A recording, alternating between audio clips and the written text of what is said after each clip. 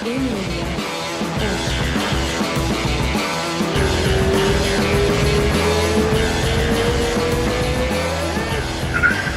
how you been? I've been, as good as you can be during the Black Plague. Everybody's dying. Oh shit! Everybody's dying. It's a pandemic. It's just horrible. I'm glad you're safe at home, I can see. So then you don't get the virus. I stay home to save lives. Shit. You guys open yet? Alone together. That's my favorite one. Alone together. Alone. I haven't heard that one. Alone. Oh together? my God! They got it. I swear to God, I didn't. There's a billboard on a major freeway out here in LA. Big billboard, and they've had it for 6 months. Like whoever's paying for that, it says, "Wash your hands, stop the spread." #alone together. People love that shit. Like, yeah. I remember right at the beginning the wash your hands thing. It was like, hey, make sure you wash your hands. It's like you're supposed to be washing your fucking hands all along. Nothing new about that. This is lagging way too much. Yeah. How are you? Good. Yeah. What are you up to? I was gonna go to my boys' baseball practice, but the air quality from all the climate change is too bad. The So climate change starting all the fires. Oh shit! On top of COVID, you got the fires there now, right? Yeah. Oh yeah, man. Is the sky purple and green and gray, whatever the It's just smoky, real smoky. Yeah, it's crazy. Climate change, man. No shit. Hey, how are you guys gonna do the fight companions now? Never again, right? You gonna fly to Texas to do it? No. I was heartbroken. I was like, what the fuck? What about the fight companions? I don't care where he lives because podcast. I was like, what about the fight companions? Shit. We've done enough. We've done a whole bunch of them. I did. I'm doing like a fight companion online kind of thing. But there you go. It's in Portuguese, right? So I had remember that guy Fabio Maldonado? He used to fight on the UFC. Was he a boxer mostly? Yeah, yes. Yeah. So he jumps in. We were watching Neiman's Gracie fight on Bellator, and he jumps in with the UFC. The volume turned loud enough that YouTube capture it fucking shut down the whole live. I got a strike on my channel. It's a nightmare. Oh my God. Yeah. Who knows? Maybe we'll do one a year. What's the fight companion? You don't know what a fight companion is, Rose? No. You don't need to know. Then you don't need to know. Okay. It's a podcast. It's a podcast. They get together to watch the fights. Well, that's interesting. Yeah. Can you It's a show the podcast. fights? No, right? You can't. No. So That's what you do is you stop. watch it. It's live. You're watching at home. You turn down the volume, and then you listen to the live stream podcast, like Joe and me and Brendan Schaub and Brian Callen talking shit. Talking shit. Yeah. Talking about anything but the fights. But the fights, right? It happens with me too. We talk about everything. We have Pé de Pano, Marcia Cruz. Oh, it's like the one I came in one day. Yes, you jumped in one show, day. and I was watching another. Yeah, you were watching something on YouTube, like They're like, that is something about the fight. I was like, what fight? They're like, watching the fight. And I was watching a concert on YouTube. I was like, I'm watching. Rose jumps in on the fight companion, which I have a different name in Portuguese. And she's there for 30-something minutes, and some guy say, wow, what a knockout. She's like, what knockout? I was like, Rose, we're all watching the fights. She's like, what fights? Oh God, that's too much. Spirit. So what? You don't believe in the climate change? Tell me what your version of this is, because every time I talk to you, I believe whatever Hillary believes in, I believe on the other side. I believe the other side. Look, why? I have an idea. Should we get started? And when those guys, there's two sides. Huh? What's that? I'll say, we get started, and when the guys come in, they come in. Yeah, that's fine. That's fine. I'm just gonna say hi. All right. We here. We live. Rosie. What the heck?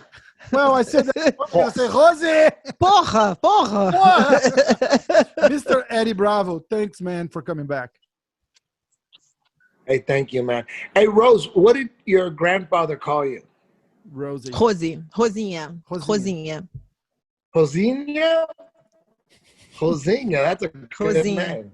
I still have a lot of people in my family call me that.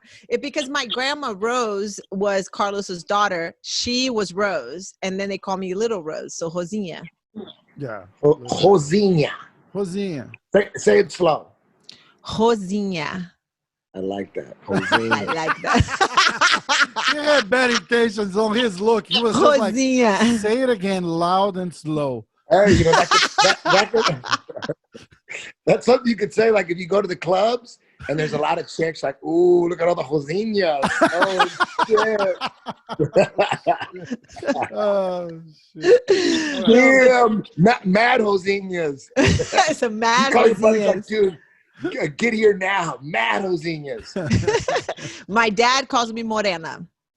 So he always says that, Morena. Doesn't call me or my sisters by the names. He just calls us Morenas, which is like darker skin. That's it. Okay. But tell me about the climate change. Don't believe in it? What's the deal? Whatever Hillary is saying, I believe the opposite. So I believe she's for taxing everybody to clean up or to save us from global warming. I believe she believes that. So I believe the other side. Whatever the other side is saying. So whatever Hillary's saying, you're going against that. Exactly. Like just the total 100%. Opposite. Yeah, that makes kind of 100%. sense. Did you see that Trump wants to do like a debate with with the other guy and have Rogan as a host? Yeah. Oh, really? Biden won't do it though. Biden, he would never do that. Biden. Oh yeah, he would never do it. I saw on Joe Rogan's Instagram. He was like, "What is the world we're living on?" Because it was like Trump wants to do a debate with Biden, and Joe Rogan needs to be the host. I was like, "Holy shit!" I think that'll never happen. No, I don't think it's not gonna happen. I don't think Rogan will go for it either.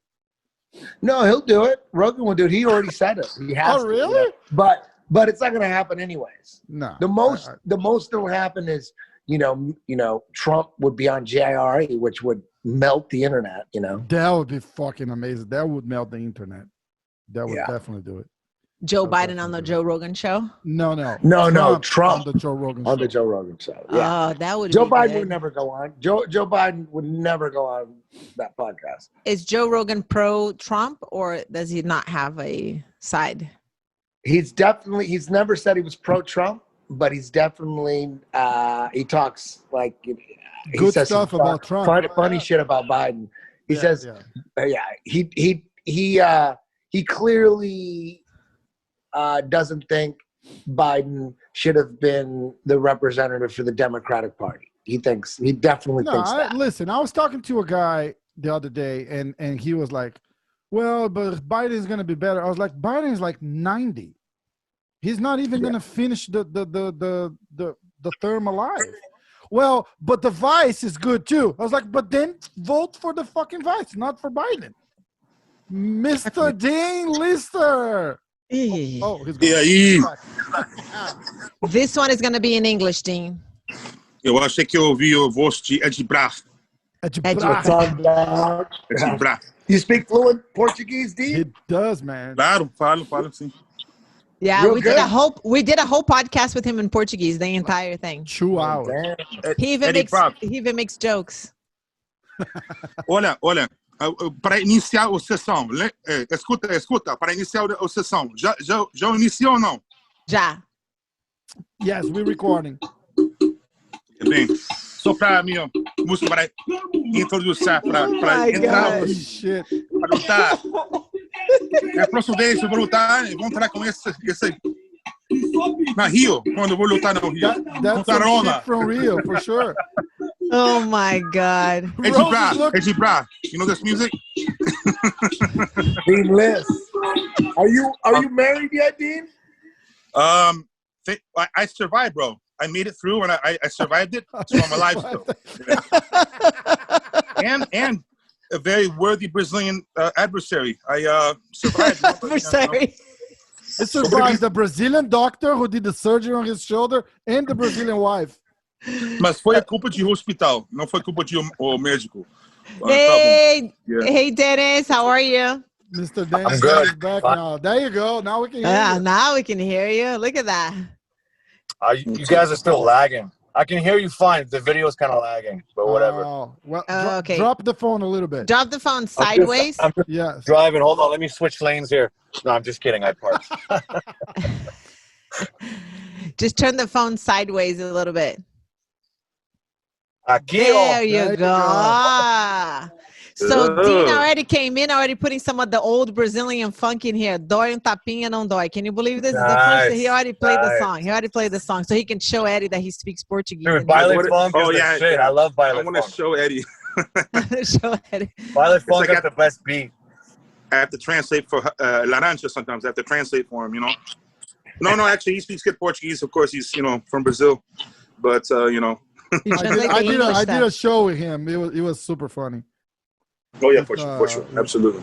When I thought about bringing the three of you guys together, I was thinking ADCC São Paulo. Renato Laranja, why? Yeah. No, it wasn't Renato Laranja. It was ADCC São Paulo, and how much all your individual lives have changed since that happened, since ADCC São Paulo happened. So, Dean, what has happened in your life since ADCC São Paulo, that ADCC that I think the three of you competed in the same time, correct? The same weekend? Yeah. Yes. Yeah. So tell me a little bit, Dean, starting with Dean, what happened with you since then? Well, it was weird. Like there were girls who wouldn't talk to me that morning, but then that night they were like, "Hey, you want to have a drink? Want to go out? What's up? I like you a lot. I've studied your career." I'm like, okay, this is kind of interesting. Like, that was me coming from. Let's say I was a North American champion, which is of course good, but then I was ranked like, I don't know. All of a sudden, I was considered a champion, so it was good. It was a good increase of just game or just lifestyle. It was interesting, Yeah, I had a good time. I had good times in Brazil, Bro. But from what can I say something? Like you won the absolute, right? But before that, you didn't win your weight division, right? Yeah, that's why it was. So you came out of nowhere, man. Like I remember watching, and I was like. I think I saw you against Nate Marquardt, and you got him in that bottom triangle to Kimura. Remember? Yeah. I remember. Yeah, and I was like, holy fuck! And then you went on to beat Cacareco. You got, I think, John Olav Inemo. I think what's his name, Comprito even, or maybe Comprito beat him. I can't remember. Anyways, I had it was you're close. It was Nate Marquardt, then Saulo Ribeiro, who was that's right. And then it was Pedro Pano, and then it was Cacareco, or Alejandro Ferreira is his real name. But, that's right. It's very strange. Actually, it was the turning point of my life was that day, because the way I lost to Janji the day before was I made a mistake in the sit-through. I looked the wrong way. You know what I'm talking about. I'm looking, sit. I looked the wrong way. Now he's north-south on me and just smashed me. Yeah. So we were 0-0 until that moment, and then 8-0. He wins 8-0 because of one mistake. Against someone like that, you can't make a mistake. And then the next day against Pedapano, who's bigger than Janji, I did not make the mistake. I ran around him like 3 times. I got his back. So that's like in one day I learned from one mistake, and I lost one day and I won the second day because of the exact same side, same position, same move. So it was a good day. It was a good day for me. And Pedapano won the weight class. You won the absolute. Yeah. So up to that point, you're pretty well known just in the U.S., and you're saying that in Brazil you got well known after that ADCC. Is that it? Well, you know what? Or just the chicks? Well, because that's all that matters, really. I mean. Well, when I was younger, No, I was, so for me to go to Abu Dhabi, it was kind of like I was like, well, I could put my car payments on my credit card, or I could stay here and not go. I'm gonna take a chance. I put my payments on my credit card, which is not a smart thing to do, but I'm like, I'll take a chance. And I went to Brazil, it paid off, So it was like I wasn't doing that well financially. And then from there, I went to Pride. I fought in Japan. I fought in the UFC later, and I won Abu Dhabi 2 more times. So, you know, it was good, like a good decision for me to go. Actually, you know, yeah. So that was your first Abu Dhabi? No, my first Abu Dhabi 2001 in Abu Dhabi, and I was a purple belt. So I got to like the quarterfinals, and I lost to Castro Almeida. I lost to him 3-0. He passed my guard, and I was out. And pretty much they don't invite you back a second time if you lose, unless you make it to the finals. So I had to win the North American qualifier, and you know, and so does Edgy Bra. He did also, yeah. Yeah, so it was. We were there all the same. You all were in San Diego, my city. I was there. I was day, there too in La Jolla. I know. I saw you. I saw. You had Terrell and a Kimura from a butterfly guard, right? I don't know how he escaped it. I lost to Terrell. It was a close fight though, but I lost to Terrell. Terrell's a maniac. And they invited me anyways after. Yeah. Terrell's a maniac, man. So Dennis, did you? I gotta say though, my fondest memory of ADCC, the weigh-ins, Eddie walking around naked. I don't really? Oh no, that's true. Fuck naked. Let me tell the whole Joe story. Rogan, with Joe Rogan right beside him. The fondest memory you have of ADCC. Tell the story. No one would remember. I was not walking around naked, but this would happen. We got there. We walked in the hotel with the suitcases in our hands right during the weigh-in. We walked right in. Yeah. Their way, they go, dude, been waiting for you. Our plane got delayed. It was a mess. But I weighed in real quick, and I was 8 pounds over. And they go, you got an hour and a half to lose 8 pounds. I'm like, oh, I freaked out. I was in the sauna, just riding the bike, just, you know, doing whatever I could, just panicking and shit. And when I got up to weigh in the final time, do you guys remember Tony D'Souza? Yeah. Tony D'Souza, he lives in the jungle in Peru right now. Yeah, I know. I know. I heard about that. That guy's a legit, like, Aztec warrior. You know what I mean? Like an Inca. He's like an Inca. Yeah. That guy's an animal. I love Tony. I love him. I love that guy. I'm like freaking out about weighing in, and I got my underwear on at this point. I wasn't naked. I had my underwear on. I did get naked, but let me get to the story. So I'm freaking out, and I'm like, I wonder if I should take off my underwear to get in. And I was afraid. I'm actually shy. I don't want to walk around naked, you know. So, but Tony D'Souza was in front of me, and when he weighed in, he just took off his underwear and got like an animal. He just got on the scale naked and made the weight. And I just I don't remember that. I guess motivated you. I guess everybody's getting naked. I guess it was cool. So I was right behind them. And then I took off my underwear. But when I take off my underwear, the whole Japanese press that was there, they start taking pictures of me naked. And I'm like, oh, shit.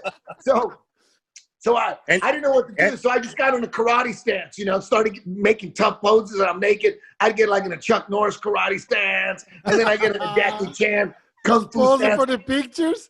Yeah. I said, fuck it. Eddie Bravo. Hey, they got me. But there's just one picture. Hold on. There's just one picture where I went Chuck Norris, Jackie Chan, I'm a bad motherfucker. And then the next picture is like a photo shoot. I got real shy, and I like covered my genitals, and that's the picture they used for the magazine. They didn't use Chuck Norris. They choose the one where I'm like all shy, both my hands covering my genitals, and I'm like I'm scared. Like you're embarrassed. That's the only one where I wasn't a duck. You didn't look scared at all. They wanted the scared one. That's too funny. It's not the best time to get a picture naked when you're cutting weight. It's not the best time. Man, it's the worst. Hey, but I made weight. So I go. It's not a flattering moment at all. You're like at half potential. Yeah, quarter potential. It was Tony D'Souza's fault. It was Tony D'Souza's fault. I felt like, oh, okay, I guess people are getting naked. Let's do it. That's too good. But Tony wasn't doing poses for sure, right? That was, you left it up to you to do the Chuck Norris and yeah, because I was so happy I made weight, you know, and I turned around and all of a sudden the Japanese started taking pictures from Gong magazine. I said, fuck it, I made weight, you know. How about this? Whoop-ah! Look, for how long were you guys in São Paulo for that? You guys and what do you guys do like on a tournament like that? Because it's several days, right? You guys go out at night, or everybody in bed 7 o'clock? You in fucking Brazil, right? Hey, you can't talk about shit like that. But I will say, I will say that it was only like I got there Friday. The weigh-ins were Friday. It was before. I think now it's same day weigh-ins. I'm not sure how they do it now. It's I think it's same day. It's every day. Back then, it was day before. Like on Friday, you weigh in. So we got there Friday. We left Monday morning, real quick. Yeah, I was. They kept me there a few extra days because I won the absolute. And Eddie, you weren't there when I took Scotty because I won. It was on Sunday. And in Brazil, Sunday is not a big party night, but Sao Paulo is a big city, so there's always something to do. Eddie, you weren't there in the group, right? The gringos. I took all the gringos to Dennis wasn't there. I took like 8 gringos to some nightclub. And the thing is, my Portuguese wasn't so good. Everyone had cameras because half of them were videographers. We're talking to girls. I'm speaking my limited Portuguese, but I was on TV, so I'm doing okay with meeting the other gender. And the other gender. Wow. Hey man, okay. 2020, man. I'm not getting in trouble for what someone's saying. Okay? I'm not gonna get in trouble. All right, you can't whatever. Say women. In this case, I'm attracted to women. So yes, women. And back then they identified.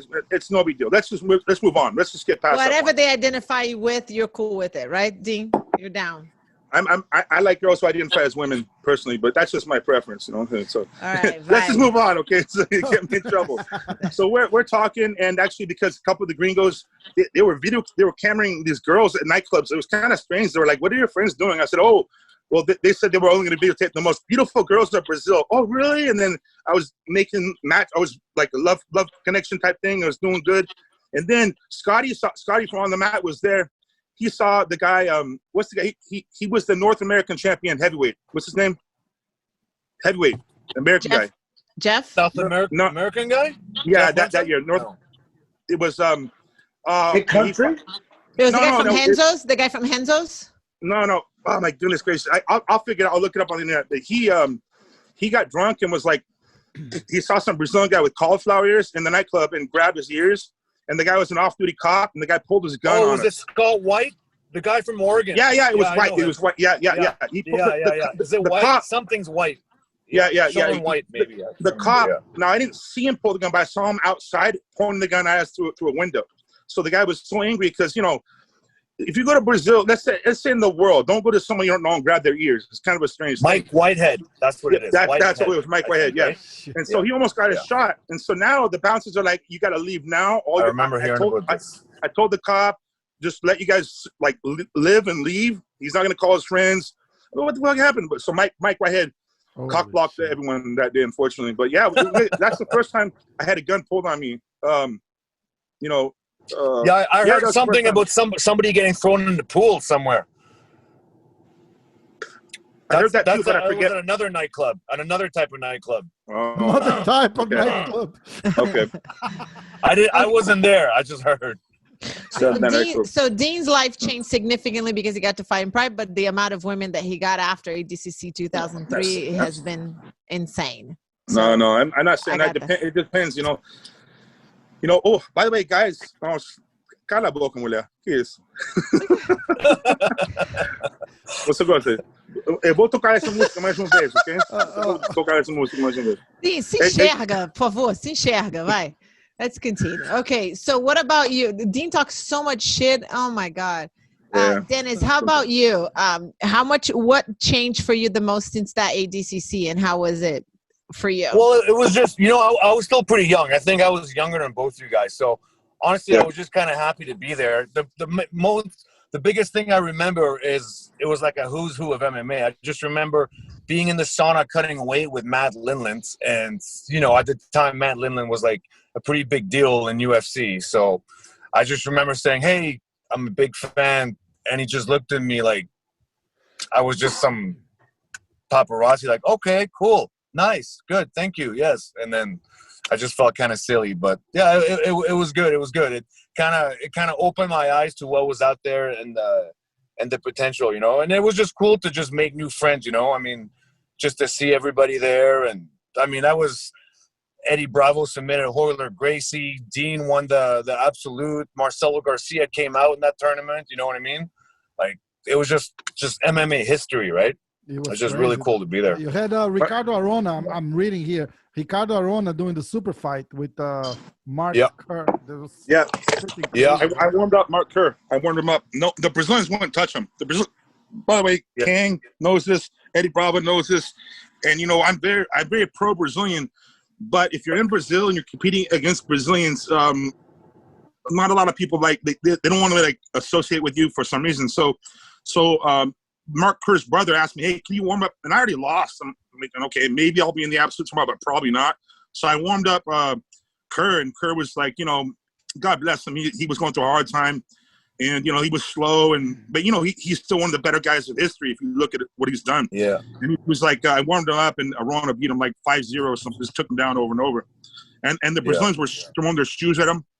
They were throwing their water bottles at him and stuff like that. So Brazil is not a place you want to get on the wrong side of people. Remember Jeff Munson taking off his trunks and stripping like naked? Yep. That was right before my match with Salo. Yep. Jeff Munson, what? Yeah. What is it with ADCC 2003 and people getting naked? Yeah, I think Munson. Jeff is one of my best buddies, by the way. I was first. Munson's awesome. Yeah, I know Munson. He's the pioneer. Munson, my roommate. So he lost. Me too. Yeah. See, he wasn't happy with the decision, and he took off his shorts and threw them at the judges. And he got booed too. He got naked, which people think in Brazil no, you can't be naked in Brazil. It's like a crime, you know. So so he got naked going down in the tunnel. Well, he threw his wet, soggy underpants up, and it landed shorts, his underwear. Yeah, shorts. He threw not his socks, his underwear. Someone's lap, like in the crowd, and the police were going to arrest him. Salo, actually, to his credit, the police don't arrest him. He's sad and he's upset. And Salo is one of those guys you do not want to be 0-0 with Salo in overtime. That's like the worst thing to be with Salo. He usually wins, you know. So he was in a situation it was like 0-0, and Salo won by I forget an advantage or something like that. Yeah. So naked Abu Dhabi, exactly. Get Abu Dhabi. Hey, one more story. One of the coolest things I saw was in my dressing room, there was this little kid who was just sitting up against the wall with his knees to his chest, biting his fingernails. And I thought, oh, this must be someone's little brother, you know, just here supporting. And then I see him out there on the mats, and he's beating Shaolin, and it was Marcelo Garcia. Oh, shit. Like, he just looked so young, and he came out of nowhere, you know what I mean, to beat everybody that year. It was amazing. He looked like 17. He looked like 17 years old. Yeah. Yeah, just sitting there like this, biting his nails, all nervous, and then just walking through everyone, you know? That arm drag to back take was just amazing, you know? He got 3 out of 4 of his submissions, of his match by submission, me too. And then also when we both retired, or not retired, 2011, we were both, it's kind of, I guess we're the only 2 people that were champion for 8 years apart, you know? Because I don't think anyone's, me and Marcelo have done that. More focusing on Marcelo right now, but he will get 3 out of 4 or 4 out of 4 submissions typically. He's a very high finisher, very dangerous guy, very, very complex style, but he makes it sound very simple when he talks. He's a very good teacher as well. Yeah, you know? Also very explains it very well. I agree. Very humble guy too. Yeah. Dennis, did you have to do you trials were in my dressing room, remember? Oh, sorry, Rose, go ahead. No, it's okay. Did you have to do trials in Canada or no? Yeah, I won the Canadian trials, and then I went to the San Diego trials. And I won the first match, and then I lost the second match to Terrell. But then they invited me anyways. Yeah. Terrell's tough, man. Yeah. By the way, Terrell is one of my nemesis, you know, like competing against yeah. Very good. Very tough guy. Yeah. He was tough. So, and you and Eddie were in the same dressing room, right, Dennis? Yeah. Eddie, remember we're talking to what's his name? Joachim Hansen. He was doing that crazy back take from half guard. We were going over some techniques. Me and Joaquin and John Olave Nemo. Whatever happened to that guy, by the way? He was doing. He won his division, I think, by doing that same weird back take, right? Like like from close guard or half guard. It was weird. Yeah, he did a little MMA, but then that's right. I kind of lost track of him. I don't know what happened. But I remember he tried MMA. He wasn't that good at MMA, but yeah. I remember Matt Lindland at cutting weight too. You know what I remember vividly about him? What I remember about him is it was the first time I seen someone in the sauna using a credit card to scrape the sweat off. That's a wrestling thing, yeah. I might have learned that event too. Yeah. Yeah, I've never seen that before, and that stuck in my head. I'm like, look at this. You know, and I mean, this is to prove how old we are. People would also use a cassette case to scrape it off. I've seen people use that. Yeah. A Betamax. Does that even do anything? Nothing, right? Well, No? it gets it off your skin, so it makes. He's a farmer now, I think. When you have like little like grams to cut, it makes a difference. It's like it does something. Yeah. It adds up. Those guys together, do it to this day. I saw not too long ago. This guy just came out of sauna. The guy was with a credit card, just like kind of scraping. Or your hotel room key or something. Yeah. Hey, quick story about Lindland, because I know him also. Like I might know him better than, I'm not sure who knows him better, but I know him. I even trained him for one of his fights a long time ago when he fought Mike Van Arsdale a long time ago.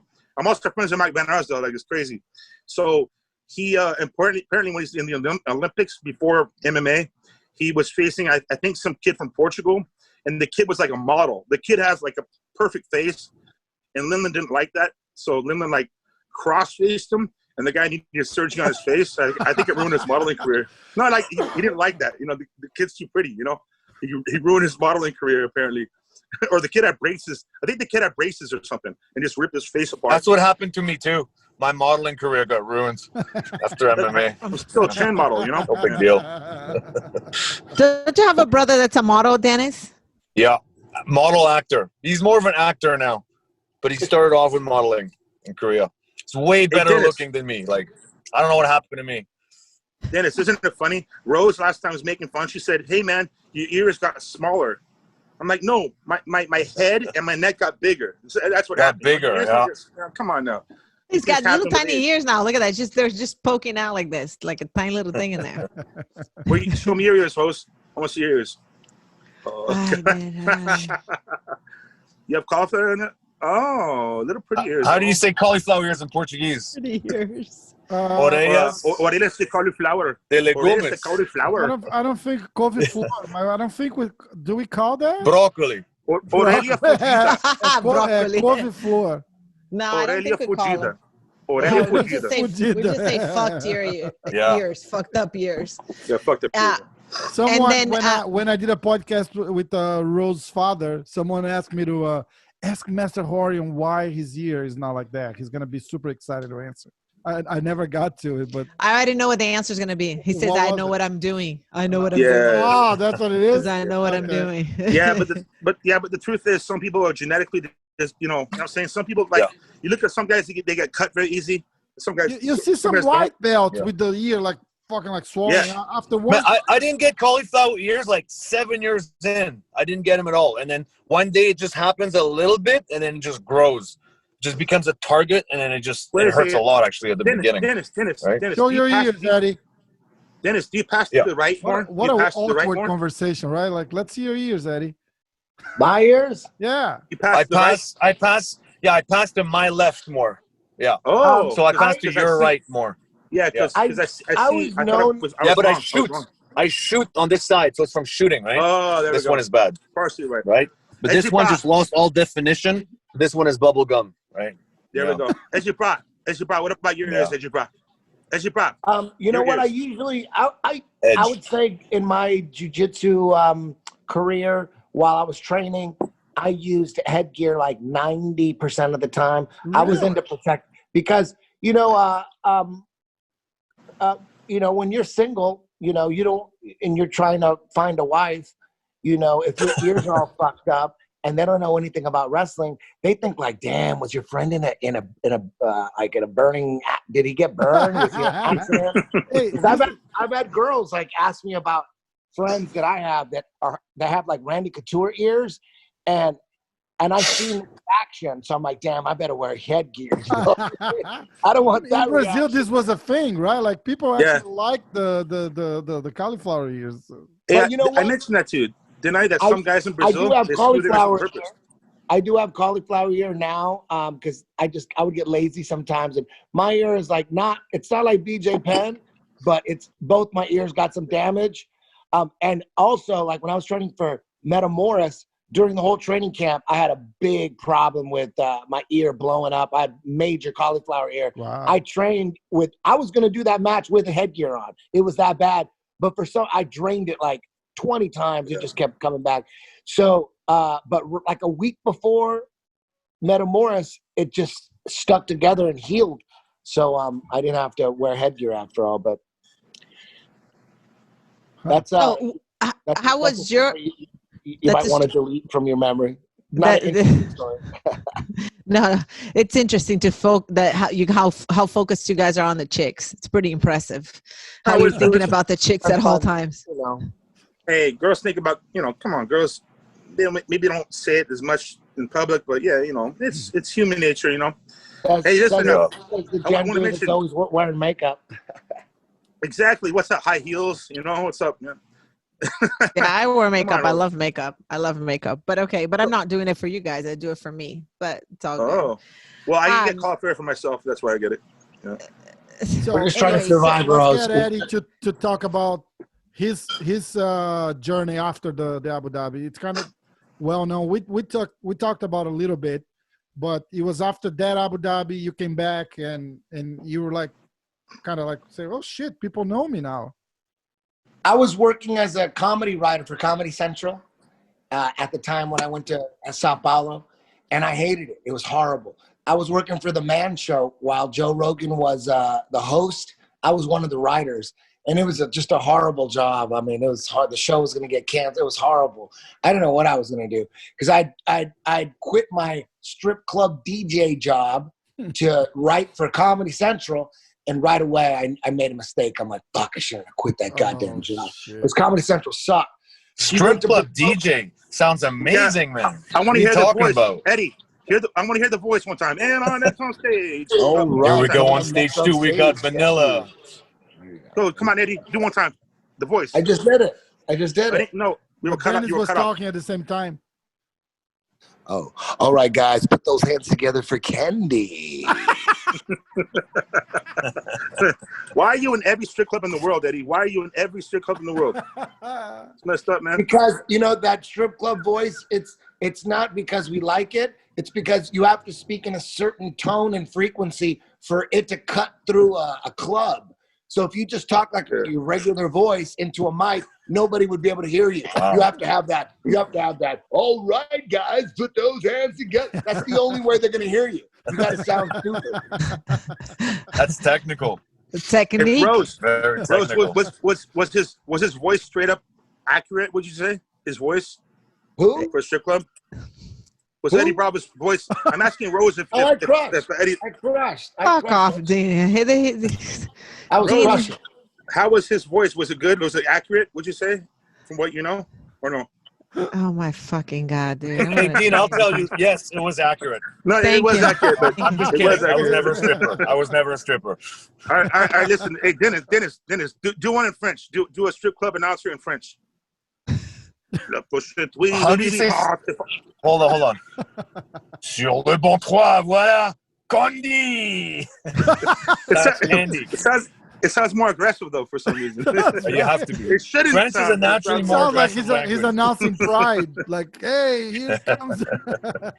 Like he's announcing so pride. What ended up happening is when I got back from Brazil, I was like, fuck that. This is a good time to start teaching jiu-jitsu. I never thought I would teach jiu-jitsu. Never thought. I thought I was going to blow up in the entertainment business. I didn't think I would ever teach. But I got a taste of it. I got inside the entertainment business, and it was fucking horrible. I hated it. I'm like, these people are garbage. So when I got back, I quit that show. I walked off that show.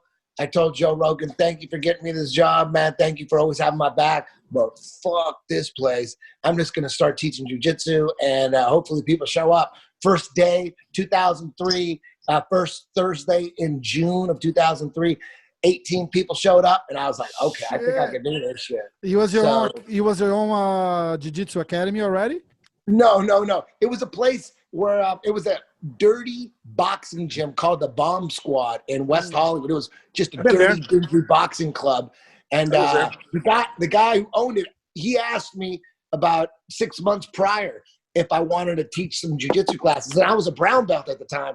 And I thought, I'd say no. I'm like, who the fuck is gonna want to learn jujitsu from a Mexican, a brown belt Mexican? I go, you got legendary Brazilians all over the place. You Like a knockoff Brazilian, basically. You had the Machados back there. You had all these Brazilians out there. I'm like, a brown belt Mexican, ain't nobody gonna show up. So I told them no. How wrong you were. Back from Brazil, I went back to the gym and I said, dude, is the offer still stand? And he said, hell yeah. Then I was like, fuck, let's do it. So nice. That was the beginning. That was the birth of 10th Planet. Yeah, dirty boxing gym. Nothing in there said 10th Planet. Nothing. People would come from like Australia to check out headquarters. They'd walk in and they goes, this is the fucking name. Like, what is this? It looks like shit. Eddie Bravo, I was there. I saw you teaching one day. You remember I stopped by one time? This is back in 2006 or 7 or something. It was that little. It was on like a main street, but it was like right off. It wasn't like there's a parking lot. It was just like right off the street, right? Yeah, it was horrible. It was horrible. But that's all I had. Hey guys, sorry to cut you off. I gotta log off. Okay, I gotta go teach class. Okay. Peace. All right, Thanks for having me on, guys. Okay. Appreciate it. Thank you, Dennis. A plus para mim. A plus. Valeu, caras. Valeu. Beijo. See you guys. He's awesome. He's always been a cool guy, man. Always been a real cool guy. And I remember him. I don't think I even met him before the Abu Dhabi trials in 2002. Of course, I knew Eddie from. Eddie back in the day. It would typically be all the same tournaments. You'd win your division, I would mine. Almost all the time. Yes, I saw you win. I saw you win many of the same times. Yeah, I saw you win many times. Tournaments. I won like 3 or something. Okay, well I didn't win that those. You know what? I did win 3. The trials, the Abu Dhabi trials. I didn't win that motherfucker. No, fuck that one up. No. But like I didn't. I hate to bring his name up, Rose. I know you guys are having trouble, but Javi was winning everything back when I was coming up. Javi was crushing. He was my main rival. He was fucking everybody up. Hey, what I meant, Bravo, was those 3 that you won, I won also alongside with you. So, and I would also do the absolute. You never really did the absolute that much, but you were known. You know what I did? I did absolute once, and the first guy I got was a little guy, so I won. I won an absolute match, but he was smaller than me. But then the next guy I fought was this big-ass Brazilian, and I got crushed. And that was it. I did one absolute my whole life at purple belt. I'm like, fuck this. No, but it's funny because Bravo, because remember the guillotine? I mean, that we know the guillotine is, but in wrestling, the guillotine is the twister. Well, the twister is more refined now, okay? Of course it is. But like when you were doing that shit, the twister, I'm like, that's the guillotine. Well, no, the guillotine is a choke. And I'm like, you know about this, Bravo, right? You've heard this, right? The guillotine was actually what it was called in wrestling. You learned it in wrestling, right? But you developed that to its next level. Like you made things like I've done some things that like I'm not saying I personally maybe partially made leg locks a little different because it fit like a puzzle to me, So I think you did something similar with the guillotine, also known as the twister now, is same after what you said. And I did similar things with leg locks. It just fit like a puzzle to me for some reason, I never called it the twister. I didn't name it the twister. To me, it was the wrestler's guillotine. It was always the guillotine to me. I learned it in high school wrestling. But there was already a guillotine in jiu-jitsu, the front headlock. So Jean-Jacques and Higgin, they would just call it the twist. And I hated that. I'm like, why? And then they started calling me the twister. And I'm like, don't call me no twister. That's gross. So I said, well, how do you say twister in Portuguese? And then he said, tornado. I go, call me that shit. Call me tornado. Tornado. Don't fucking call me twister. But then it's girando. Like, tornado sounds pretty dope. Let's see that now. I'm learning. I know that word, but virando is the term. Girar is to shake, right? And then no, it's the same thing. Girar, virar is the same thing. So girar is when you turn, and virar is when you turn. And what's tornar? Turn, twist. Tornado. Tornado. Like a tornado. That's a tornado. Yeah. We call it twister in English too. He's talking about the word tornar, which I don't know. I heard that word before. That's what I was saying. I don't know what that means. Yeah, like it's the same as fucking twist, I guess. It's all the same. No, but when you're like a woman and você vai se tornar homem when you turn into a man, or vice versa, and a man you turn into a woman. That's like you transform into it. Yeah. Okay. Tornar is more like transform. Transform. Hey, so well, Bravo. you know what? Either way, it didn't work out, man. When they started calling me, when people started yelling out Twister at tournaments, like, because they wanted to see a Twister, they go, Twister, Twister. Then all of a sudden, I was like, okay, this sounds kind of cool. All right, I think I like it, but I didn't like that name at all for like at first. Shit, Yeah, awesome. yeah, I got you. So Bravo like and myself, we were in the similar situation of we were one. No, there were other like guys like Terrell King, like who was just here. Other gringos, of course, that means foreigner, that were doing good jiu-jitsu, but it was like the politics. And by the way, Eddie Bravo, Rose, we all talked about this last time about the politics were a little more harsh back then, a little more harsh. Now it's more universal, but back then was like, man, we encountered some crazy, not discrimination, but like some people didn't like me really, you know? Did you get any Brazilians didn't like you? Are you fucking Oh, kidding me yeah. with Eddie? But you know what? Okay. I don't blame them. Besides all of them, right, Eddie? Used to. I was young. You know what? I was a man now, so I don't blame people for hating me back then. I was a fucking moron. I did a lot of stupid shit. You learn, and I'm 50 years old now, man. So I've learned a lot, and all this COVID bullshit. I've learned a lot from this. So, I don't blame the Brazilian Jiu-Jitsu community for, some of them not liking the way I acted. I acted like a fool. I get it, But I think that there's absolutely none of that now. Even like we were talking about people that go to Brazil for tournaments and stuff like that. There's zero animosity like it was in the early 2000s and stuff like that.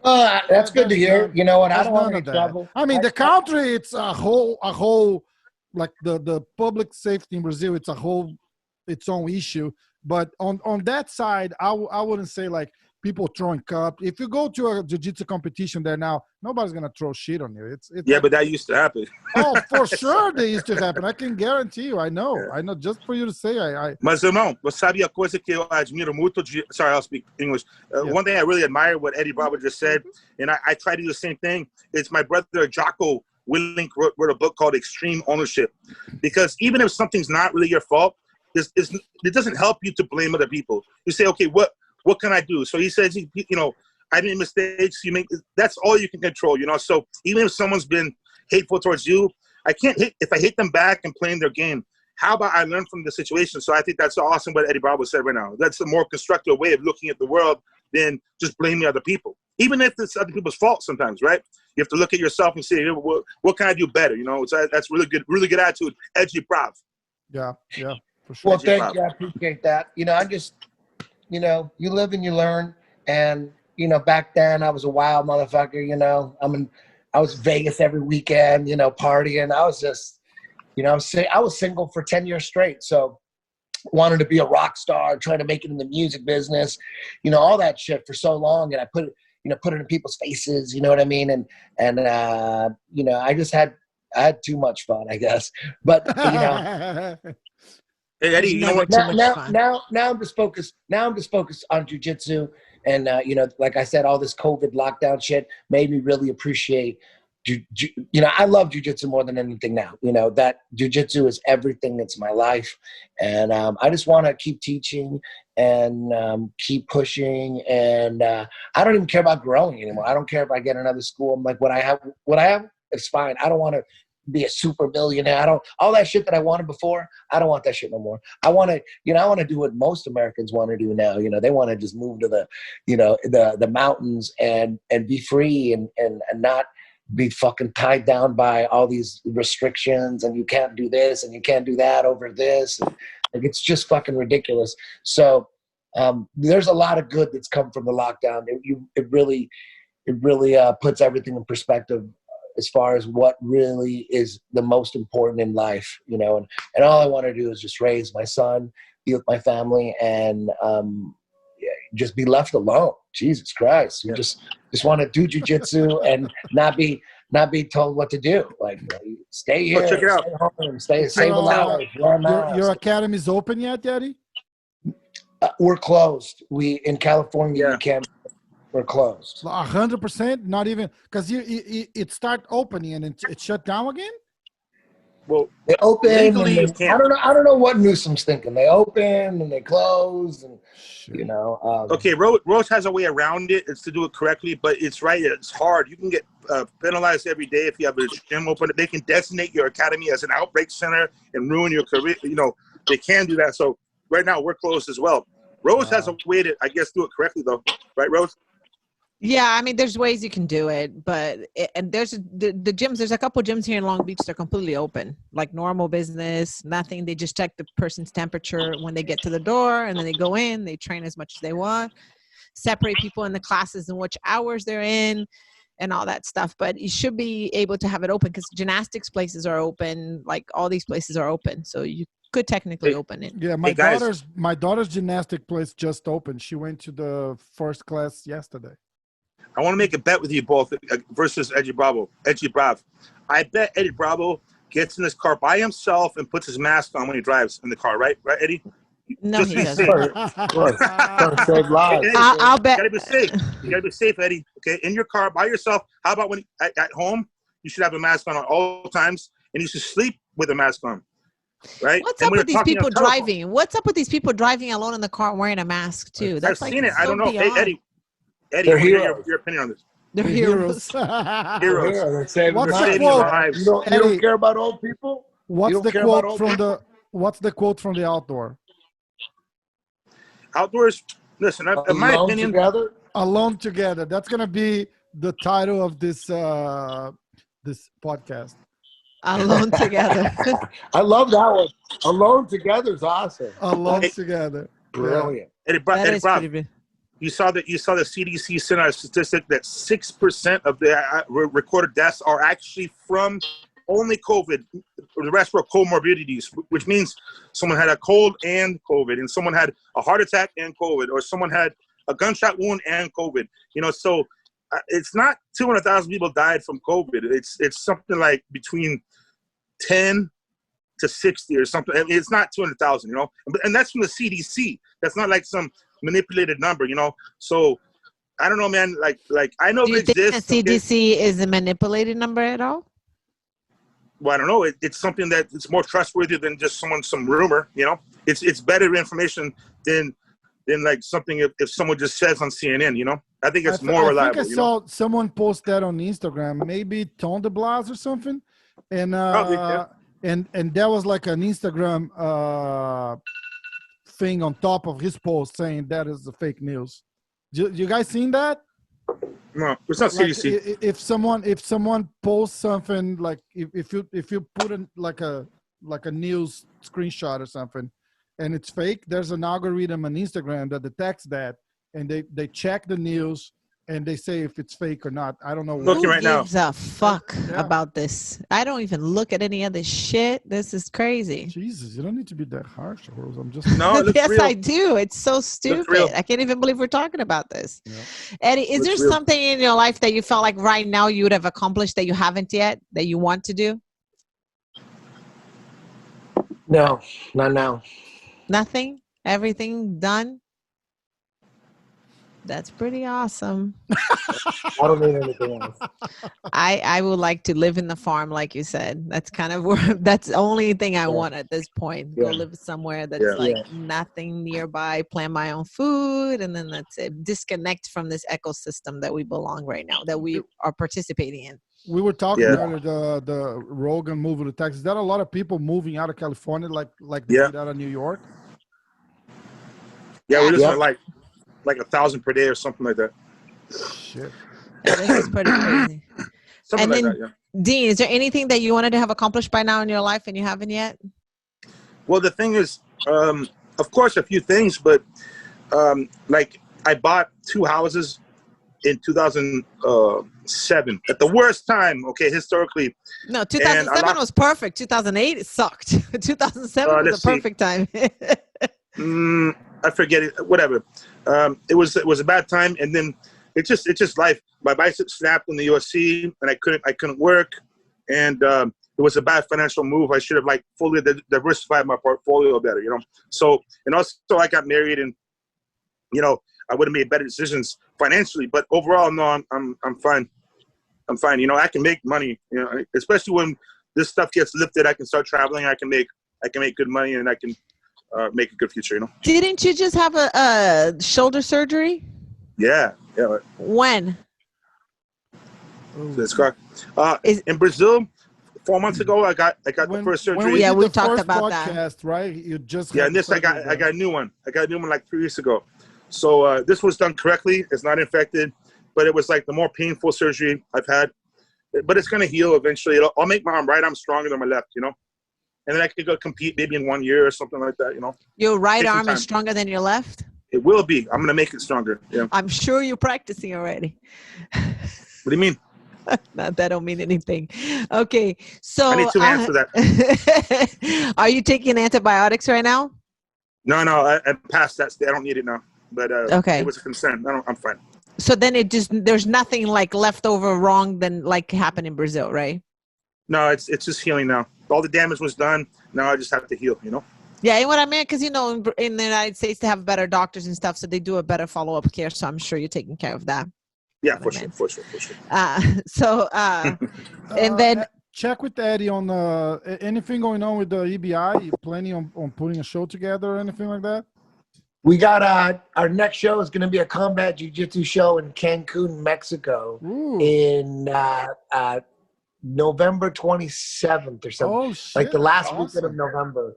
We're going to do it's going to be a lightweight 155, 16-man bracket. Nathan Orchard, Wagner Horsch, Kim Terra, Jordan Hawley. That's freaking we're gonna do that. We're gonna do the 55 bracket, a lightweight championship, end of November. From Cancun. Why in Cancun? Just because it's a cool place, or? Yes, we've done shows it's a beautiful place. Before. Okay. Because it's a beautiful place. It's a destination, so we want to make it cool. All the logistics and stuff like that, it makes it a little more complicated, right? It's brave. No, it's cheaper. Is it really? Yeah. Mexico. Fly people to Mexico is cheaper than do a show in California? From LA? Holy shit. Yeah. Totally. Hey, Eddie Bravo. Can you land a palm strike, or is it a slap? Can I do like that to your face? Yes, you can do that. Yeah. Oh, really? So it's like almost like a punch. Okay. Yeah, that's the only thing I don't. That's the only thing I don't like is the palm strikes. Palm can knock you out. I'm not the biggest fan. Palm can really fuck you up. Yeah, it can break your orbital bone. It can break your nose. It can fuck you up. Hey, every time we talk combat. This is better. I'm sorry, Dean. Every time we talk combat jiu-jitsu, we end up talking about that Verdun Gordon Ryan fight. Was that gonna happen at EBI? You're the only one that talks about that. That was gonna be just a combat jiu-jitsu fight night. Okay. He's still hoping for that one. Look at him. He's still thinking about that. Holy shit, right? He's still thinking about that match. He doesn't get over that. No, every time we mention that would be a what match would be better than that one? I mean, what's name? Maybe Verdun and Buchecha combat jiu-jitsu. They almost did it. Oh, it wasn't gonna be a combat jiu-jitsu though. It was just gonna be like a jiu-jitsu at that. I think I think Verdun Gordon would be bigger than that one. Oh, that would be for sure. You throw Gordon in there, you got automatic. You know. What would be like a prediction for that? My prediction was if Gordon grabs a hold of Verdun's leg before Verdun punches him, right? Because that's probably Gordon was training striking at that time, but he totally stopped. He's not doing any of it. Well, listen, from experience, I'll tell you, slaps, they sting more. But actually, they don't. Okay, palm strikes can damage you, but a close fist will damage you more, actually. Oh, yeah. I know people say, no, they do. Trust me, okay? It's a lesser area of impact, right? These two knuckles versus this. Now, it's very effective, it's okay? Like Bas Rutten style, right? Like with just it works, yes. But trust me, the range is not the same, and also, it's good, okay? They're very effective, but knuckles is a reason they cut you more and they hit more like a bruise, you know. And elbows, it's a little more harsh. So slaps actually sting more, but the punches do more damage to your face. I feel like the Brazilians, and correct me if I'm wrong, Rafa, if you don't think the Brazilians, when we talk about combat jiu-jitsu with them, because we talk about often in here, right? And every time we mention, they feel like it would be so insulted they would be so insulted to get a slap that they're like, oh my God, how dare a guy's not going to slap me. They feel like it's guys, they don't kind of like it. I talked to Buchecha and like, the sport jiu-jitsu guys don't like anything that's fun. So that's not even a consideration. Then you can just go and do MMA. I was like, well, but it's no, we're talking about the real guys that like to go and grind, like the Shimu guys, the people that actually want to go in there and actually do it and have fun and don't care. Like, there's a lot of guys in Brazil that would jump in an opportunity in a heartbeat to do something like that because it's the true essence of jiu-jitsu. These guys are like sport jiu-jitsu. They don't want anything coming from any direction. They just want to grapple and count points. That doesn't, Host and Eddie Bravo, I'm sure he'll understand. This is one reason he came with a rubber guard, which was awesome. Is the guard one of the main reasons of the guard is to minimize damage in a fight. Okay, so if you have a good guard, but you can't make posture, you can't. Okay, you have good flying arm locks and stuff, but you can't stop someone from punching you. Your guard is not what it's meant to be. Even Hoist I'm sure would agree with me. I know Hoist Hickson would agree, and Eddie Bravo has the rubber guard, mission control, all these different situations. It's in the end, it's to minimize the distance that your opponent can damage you in the guard. So that's a very important thing. So combat jiu-jitsu, I think, is great. I like it personally.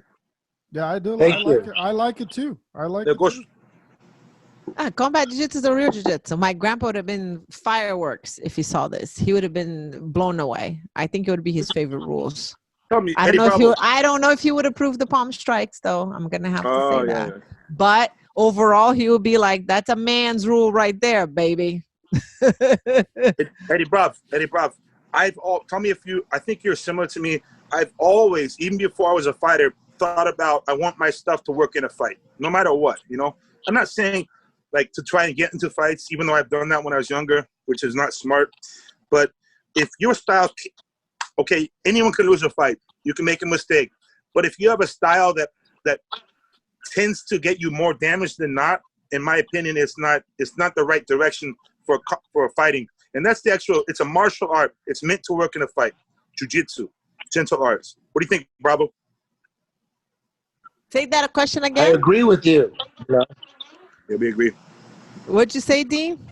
No, he agrees. Perfect. No, I think that you should view your jiu-jitsu to at least be a tool to help you fight better. That's all. I'm not saying you can be the best fighter, but to be better, right? Because if you rely upon some advantage to win a match and the guy would have punched you in the face 40 times, I don't think it's a real advantage in my opinion. Even though it is, I don't feel like I won the match personally, Okay, I'm going to change the subject completely right now. You know what? Go ahead. Go. Tell me. No, finish what you're saying, and then I'm going to say something else. Go. What were you going to say about Dean? Me?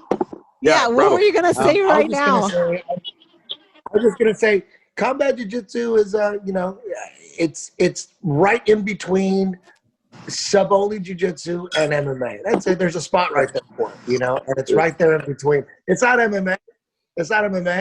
But it's for guys that just want to see what jiu-jitsu works with strikes.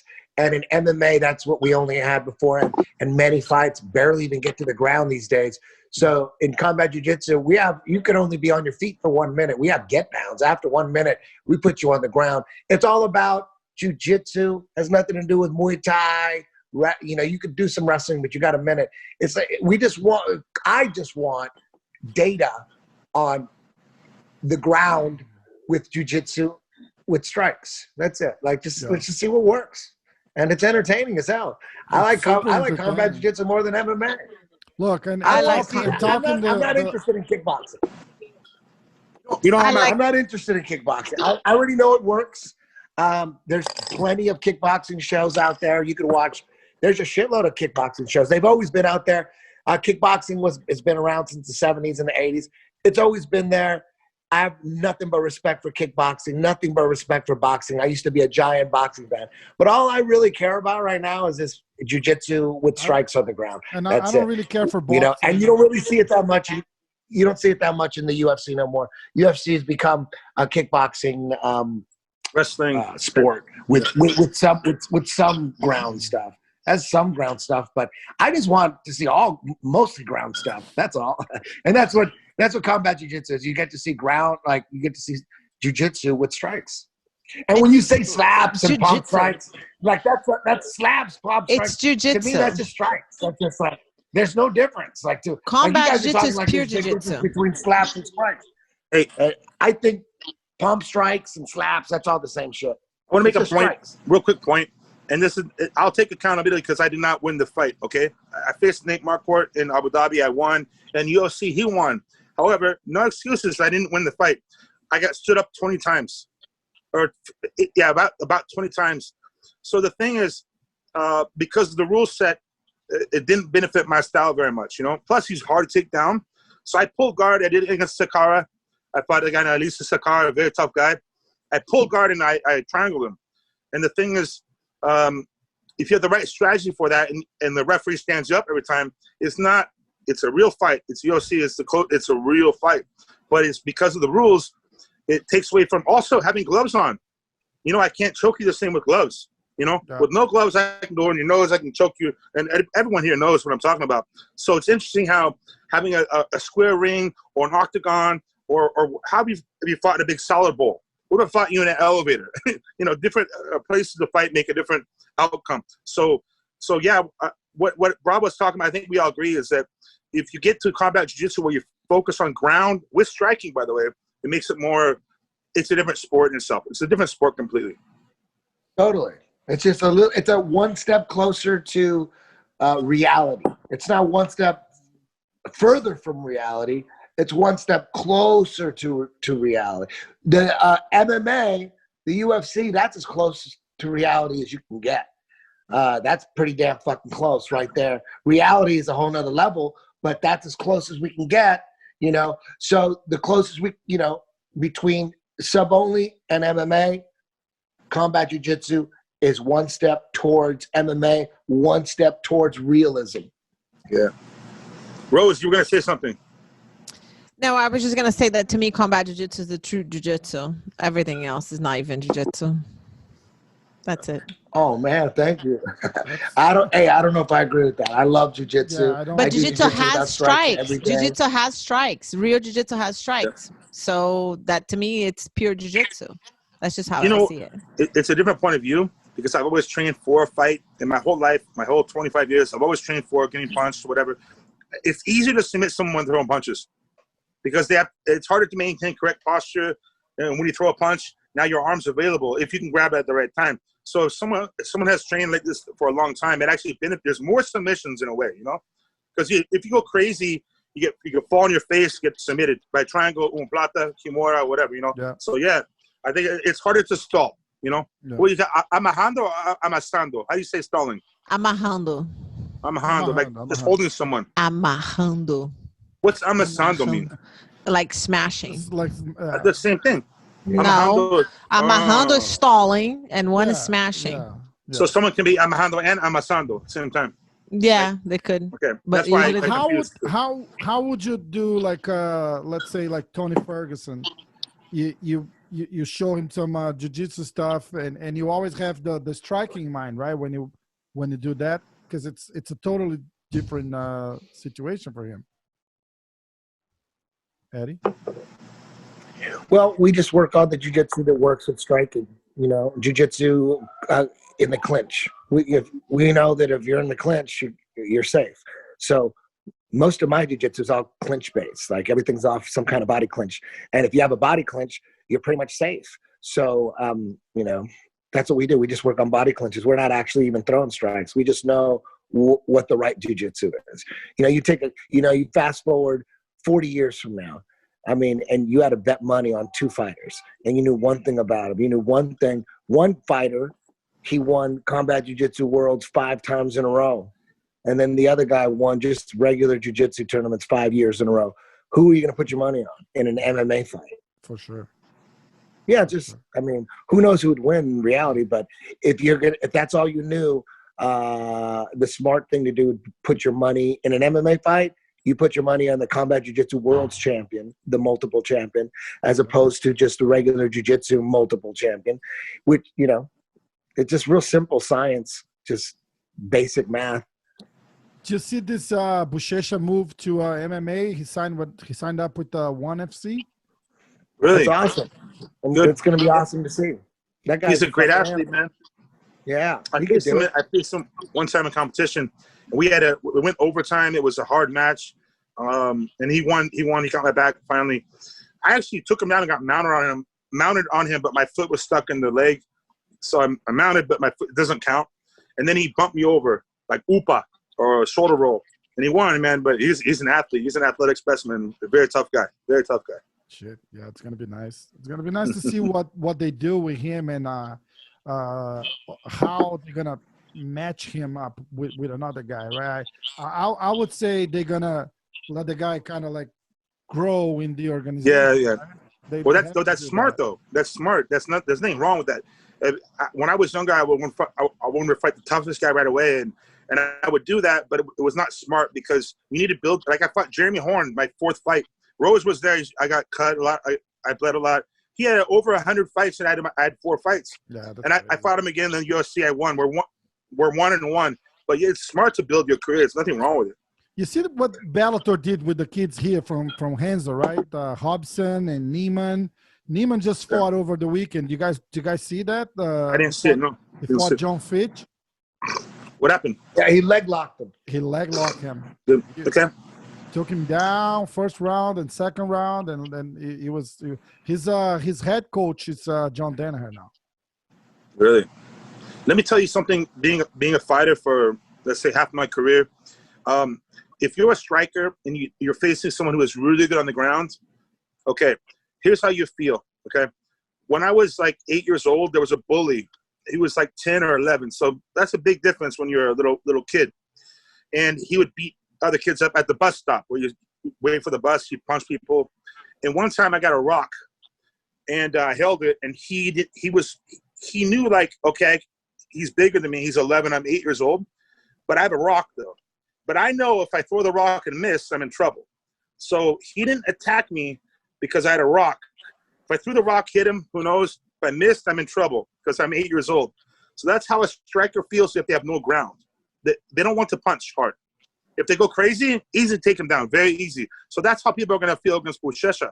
Like, should I throw a hard punch? The harder the punch, harder the kick, the easier to take you down, you know? So that's a problem for the striker. Now, if the striker has good takedown defense and some ground, is different. But it's going to be a problem for people facing Buchecha, you know? Yeah, he's a good athlete, you know? Yes, exactly. Exactly. He's been training. It was funny because on my podcast, he kind of make like some sort of a breaking news, and I had no idea. So I was editing and I sent a clip to a friend, and he was like, dude, that's a big fucking news, because he never say, hey, I'm going to MMA. And on my podcast, he say, no, I'm training. I'm just waiting for an offer. And I was like, oh, that's pretty wild. That's pretty cool. And he had this big money thing on his mind. He's like, look, I'm not going to go cheap anywhere else, because I know how much money. Rodolfo Vieira, he lost a lot of money making his transition to MMA, because he lost all the sponsorship. Yeah, but he can make a lot more money eventually. He can, you know. But it's gonna take like a 5-year break for making good money. It's like not everybody can afford. He's doing good now, though. He beat the Polish he's doing Russian guy. He's not doing. I don't think he's making like thousands. But he's making probably like, I don't know, like 50 grand. Okay, I'm gonna change subject because I feel like hitting my head in the wall right now. I'm gonna fall asleep if we continue talking. Troca sujeto, troca. So I'm gonna ask 3 quick questions and then we're gonna go. Rose, I got 5 more minutes. I gotta take. Perfect. That's perfect. 5 minutes for me too, because I'm ready to go too. So okay, so Eddie, what's your favorite song? What's your favorite song to train to? I don't really have a favorite song to train to. Give me any that you're like, okay, this is a good one. We can start rolling with this. Smack my bitch up. Smack my bitch up. Perfect. No, I don't. I like what I said. That's Prodigy. That's a real song. Yes. Prodigy, Smack My Bitch Up. And then seriously, I've never rolled to that. I just threw that out there because I'm trying to be funny. That's okay. That's okay. But I will say this though. My favorite song right now today that I have like currently right now by Fantagram, it's called Destroyer. Holy shit. I'm gonna check it out. Phantogram Destroyer. Phantogram my Destroyer. God. You And get to then- the chorus. Get to the chorus. The verses are very odd, very unorthodox. Could turn you off, but if you have faith in the choruses and then you read the lyrics, that song is one of the best songs ever written. Awesome. So it's a Fanta what? Phantogram Destroyer. Stop. Got it. I'm gonna check it out. You, Dean, Yeah. your favorite song to train with for? I'm actually what- going to play it right. It's actually loading right now. Ready? Here it is. Oh, no, it's 5 seconds. You can't really play too much because then YouTube will take our channel down. It's a song called shit. When the Winged Hussars Arrived. It's a song about these Polish guys saved Europe from the Ottoman Turks. It's called When the Winged Hussar, Hussar. When the Winged Hussars Arrived. I can't play it. I was gonna play it right now, but thank God I didn't. And it's a cool song. It's based on history. I like it. And I'm a big nerd, so I like history, you know. And also cool. the last song last time was Sanitarium from Metallica. That's my walkout song. So yeah, there you go. Wow. What about you, Hafa? I don't know. Maybe Feel by Metallica, just because it's just said Metallica. Okay, go. got it. Metallica's a good one. Well, I've been working out to George St. Pierre, so right now all I gotta hear is him saying, "Your body is like an elastic. Your body is like an elastic." I'm like, oh my god. So, what's the craziest thing you've ever done for money, Eddie? That's a good one. Craziest thing I've ever done for money?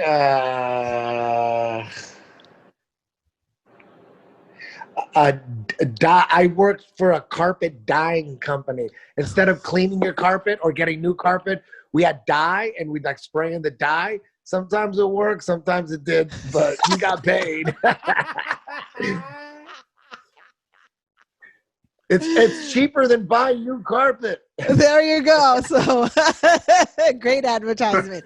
What about you, Dean? Well, I answered last time about the Russian story, but one I did when I was like 19 is I delivered phone books, and only for one day, and I quit because they give you like, I don't know, 1,000 phone books. It's not, but you have to drive and you have to find it. This is before Google Maps, by the way. So you had like, Yeah. You couldn't even print. Yeah, I hope so. So it took me like 9 hours to do this. I had to go to this address, and I was in this is just part of the story. The area I was living to was the gay area of San Diego, and so like I was in good shape. I'm walking around, so I'm getting hit on like every 5 minutes by guys. So I'm delivering, and my back was hurting. I had these heavy phone books, like a big bag of them holding, walking around, and I'm getting hit on all the time in San Diego. And I made like $4 an hour or something like that. So Wow. I quit. Did you get any free massages from those guys? I could have, but I decided not that day. Not My that back day. was sore, but I could have used it. I could have used it. Okay, so and then last one, but not least, what are the 3 things you must do every day, Eddie? 3 things: brush That my you- teeth, take a shit, and drink a protein shake. Okay. Dean? I don't know. Is that a trick How do you question? follow that? How do you follow that? Oh, Wow, very simple, huh? And then I repeat, don't know. I right? was like, you can't beat that ever. Nobody will ever beat Brush. that I one. mean, it's brush, brush, shit, shake, repeat. It just leaves have it to, alone. brush, shit, shake. Repeat. Just again. Guy, by Dean, your turn. If I'm gonna have a good day, I have to make my bed every morning. I didn't do it today, but I have to make my bed. It's a good way just to start the day, you know. Let's see what else. I try to spend like at least 15 minutes before I do some crazy work to calm down and listen to some calming music or watch a cool video or something like that that wakes me up for the day. And I don't know the third thing. Before I go to sleep, I try to get relaxed again, just to get in that pattern where I'm not like up. I keep the sleep pattern. It's kind of boring, but those are 3 things. Okay, that's pretty. Try to keep a sleep pattern. Yeah. You have time for But top Eddie Bravo was 5? cool. Top 5? Top 5? Top 5. Eddie, Okay. top 5 jiu-jitsu Top 5 guys. what? Jiu-jitsu guys. Top 5. Top 5? Any generation. Jean-Jacques, Marcelo, Grace Gundrum. No tereré? No Hickson. What was that? Is that my favorite? You're talking about my favorite. Your top rappers, 5, right? yes. Yeah, your top yeah. 5, your favorite. Okay. Doesn't have to be Jean-Jacques, Marcelo, Grace, Gio Martinez, and Hickson Grace. Yes. Hickson. All right. What about you, Dean? My number one of all time, personally, is Halish or Rolls Gracie. For me, I like his personality, and of course, most people don't know about him today. And it was one of my role models. You know, he was a great sportsman. I was trying to follow, but he competed in different styles. I looked up to that. He was very open. Hickson also, of course, Hickson Gracie. Marcelo Garcia. I always liked Jacare for some reason. I like his energy. Okay. And who would be a fifth one? I like he's a cool guy, man. Jacare, Ronaldo Jacare? Yeah. Hold on, Jacare. Okay. Oh, Jacare. Yeah. I can't move right out. And your fifth? I don't know. Try to look at like guys like the next generation, or maybe you could say, Rodolfo Vieira. I like Rodolfo Vieira a lot. Hey, that's pretty cool. Perfect. It's well, like guys, bridging the generations, you know. Yeah. Thank you so much for coming today and chatting with us. I really appreciate Eddie and Dean. I love you guys. Thank you. See you guys. Thank you. Bye. Thank you, Eddie. Bye. Eddie Brown.